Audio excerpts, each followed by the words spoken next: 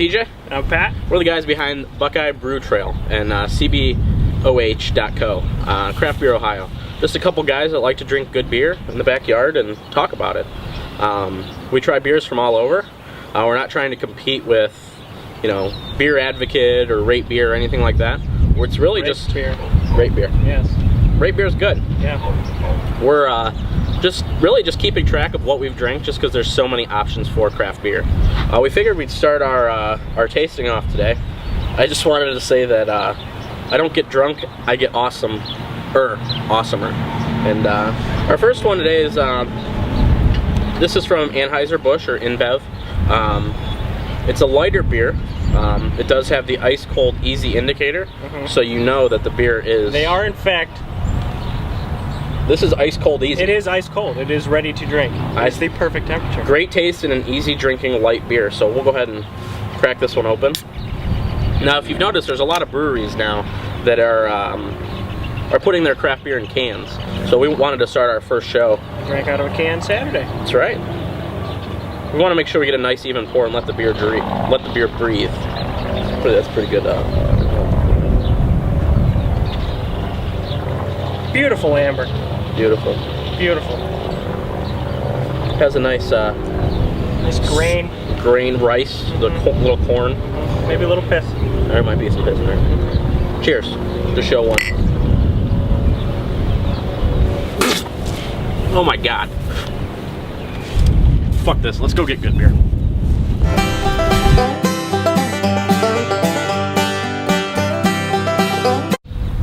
And hello, welcome to episode 1 of the Craft Brew Ohio and the Buckeye Brew Trail. Today, I'm TJ. Patrick. Today we're actually looking at a brew from Lagunitas. Great brewery. Love Lagunitas. Little beer news, they're actually opening a second brewery over in Illinois, in Chicago. The guys from Lagunitas, they came to the East Coast and they realized that the beer tasted so much different. So they wanted to fix that, so they're like, okay, we need to get over on the East Coast. So their closest thing that they got was Chicago. It's kind of a centralized place for them where they can distribute their beer and it actually has the same taste as it does on the West Coast. Today we're doing a quick review on Lagunitas. It's a limited release. Wilco Tango Foxtrot, creatively WTF. It's a malty, robust, jobless recovery ale. 7.8, actually 7.85 ABV. That's pretty. That's up there. It is. It's when you look at your session ales, which are low up to like 5. Yeah. This is up there.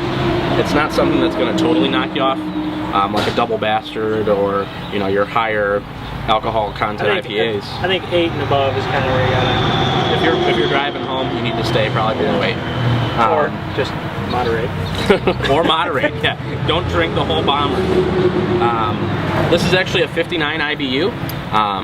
To me, I love hops. My fiance, who's the camera woman, will attest that I have hops in the fridge and I'll just eat them like Tic Tacs. I absolutely love the taste of hops. So this is pretty mild on my scale. But for somebody who is more of a fan of brown ales and lagers and maybe porters, 59 might be a little much for them. A little too high. So let's crack her open.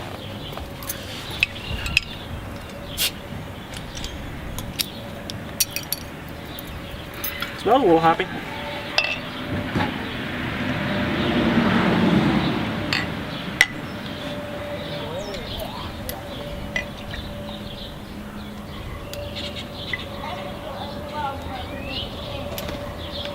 It's actually pretty. It's not that dark. No, not a lot of sediment. No, there's no floaters in mine at all. You can't really see it in my glass, so you can see his. I'd say a medium head. Medium, and the bubbles are pretty open and airy, so it's kind of thick, but it's not dense. It's got depth, but it's not a dense foamy head. It's really pretty much just bubbles. And personally, I like to see that. I don't like to see a head that'll just rinse away. Yeah. I mean, I like to see something. I like to see the beer breathe. You kind of swirl it sticks to the glass. Pretty good.